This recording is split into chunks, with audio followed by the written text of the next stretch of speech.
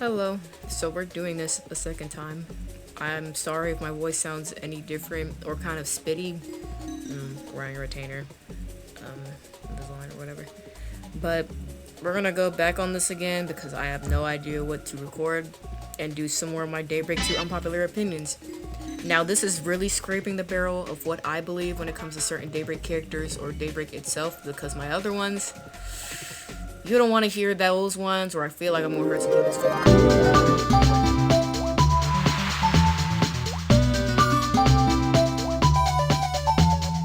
So we're just gonna get into it right quick. My first one is that Saadiya needs a nerf bad.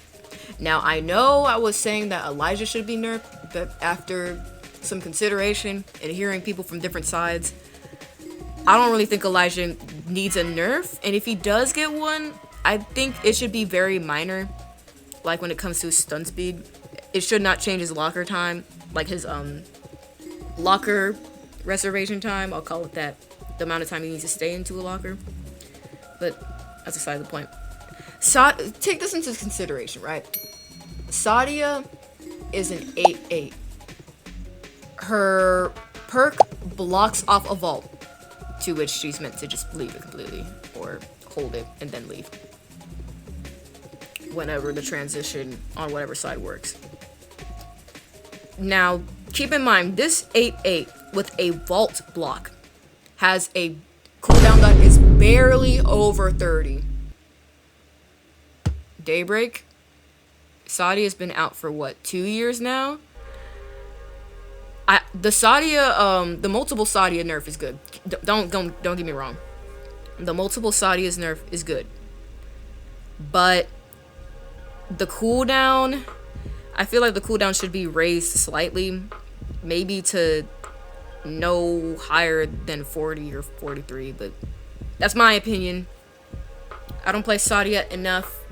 However, just looking at her stats and ability alone, it's like, ooh, okay. My second one is that Apostate and Voidskulk, whatever it is, aren't meant to make quick downs. There's this thing I've been saying a lot across most of my videos where I've been saying Apostate and Voidskulk specifically are slow burn killers. Now I do want to make a video on like slow burn play styles or slow burn killers, because the idea is that, at least with how I play my Void and my Apostate, is that you aren't meant to down people immediately. What you're meant to do is kind of like tease them a little bit, if that makes sense. So with Apostate, you gotta hold people off for a good bit so you can get your salvation stacks. Otherwise, you'll be at any game with not that much going on for you, not that much pressure. The idea for Apostate is that you're not, at least to me and how I play, is that you're not supposed to hold them in the bubble unless it's like a specific really bad looping area. You use the bubble to give them stacks, and then if they run, right? You're not meant to hold them to that bubble, in my opinion. This is my opinion. If you play her differently, cool, and it works for you, cool. This is just how I play her. And since she's much different than how she was from Overgrown, I truly believe that the best way to get pressure with Apo is gen locking and slow burning the game, or running out timer. Now Void is kind of different, because as long as you have a full lobby and you know where you're gen locking and you do your portal set up very early game, you're basically cool. Now would I still try to go and get at least 2 downs before there's 1 gen left? Absolutely. Void is pretty slow, like a little bit, and her hitbox isn't that great either, especially on somatic so I would still get at least 2 to 3 downs before they hit 1 gen. But if you don't sweat it, because you still have a chance. Because Void genlock, they don't understand Void genlock on Costa. They don't understand Void genlock on Purge Chin. Oh my god, I want to update my Void video so bad, but that's also a side point. That's my keyboard.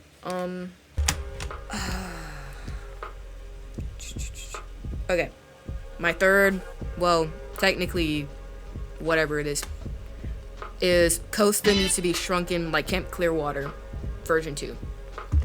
Now, I'll try to put my Unforgotten video up there of just me roaming around. But if you did not play Daybreak 1, there was this map that released called Camp Clearwater. And so Camp Clearwater was basically the size of Costa. But honestly, I think it was slightly bigger still.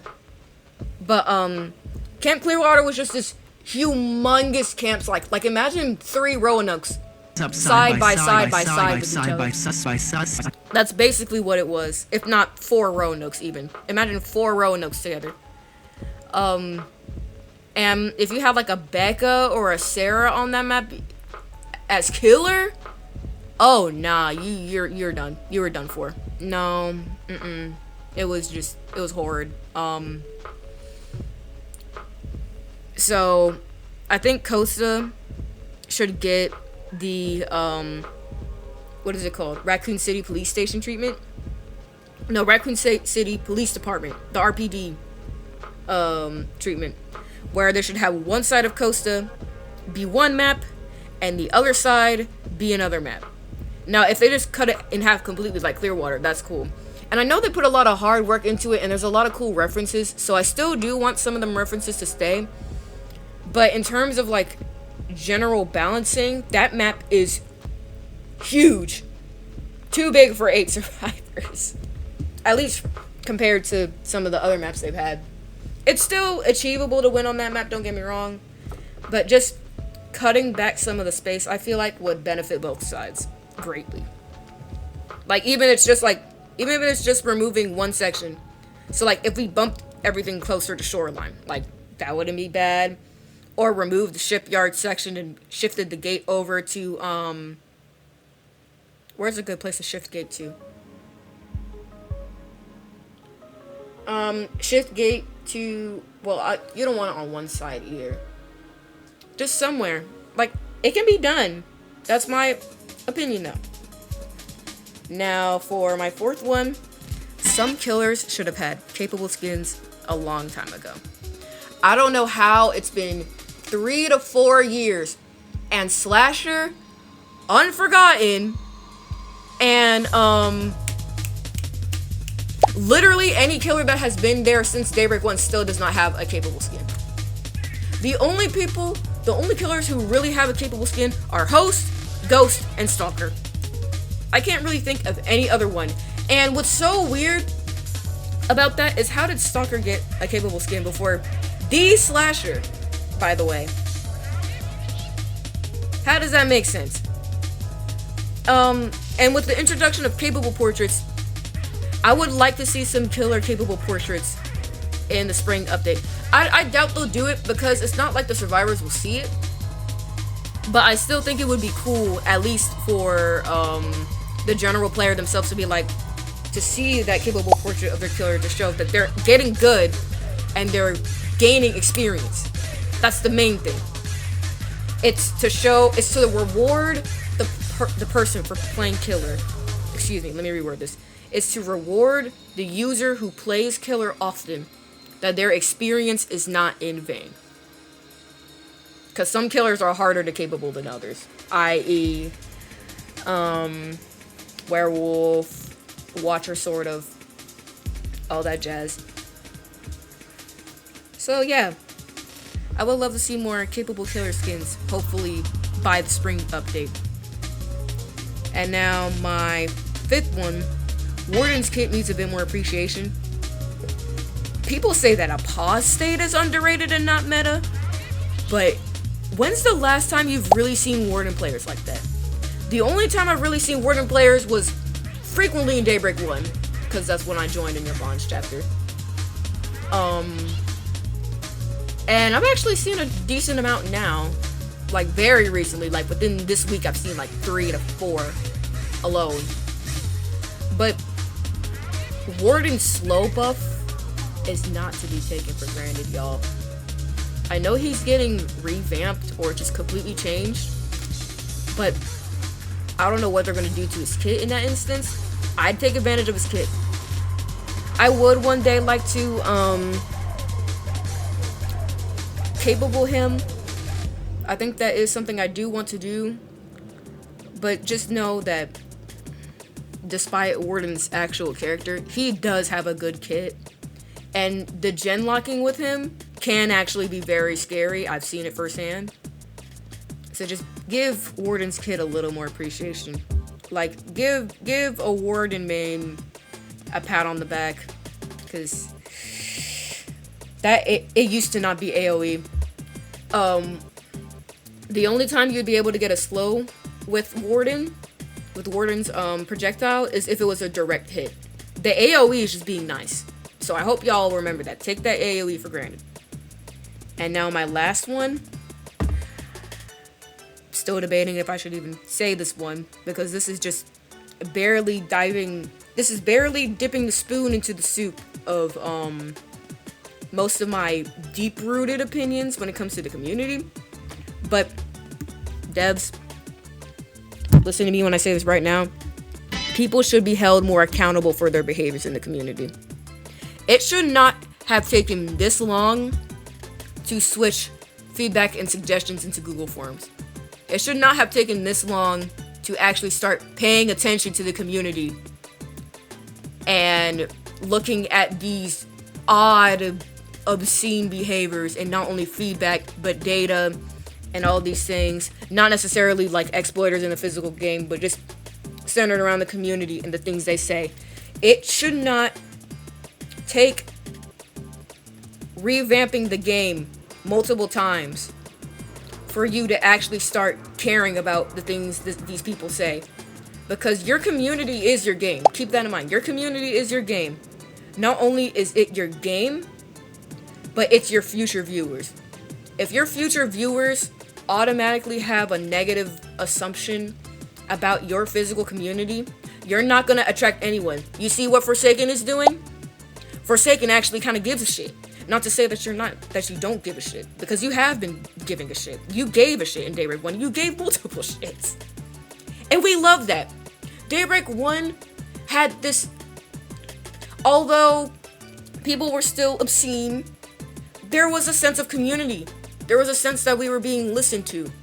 At least by some devs. Not necessarily all of them. I'm not going to name names. But some. Like, I love everything y'all do. And when I nitpick about these things, it's not... I'm trying to find the word for it. It's not out of outrage. It's not out of saying, oh, this thing is better than this. It's out of... I've played this game for a while. It's become kind of natural for me to play this game. I've dealt with this bull for a while. I should not have to deal with this bull any more than I have.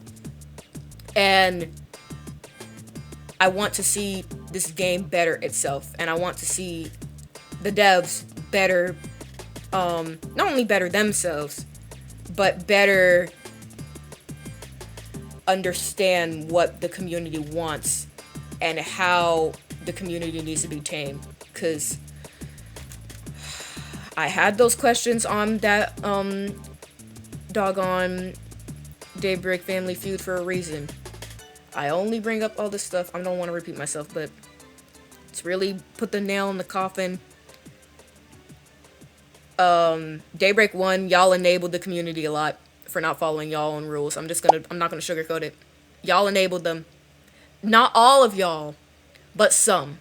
Some try to actually break off all that nonsense, which is good, and you know who you are if you did that.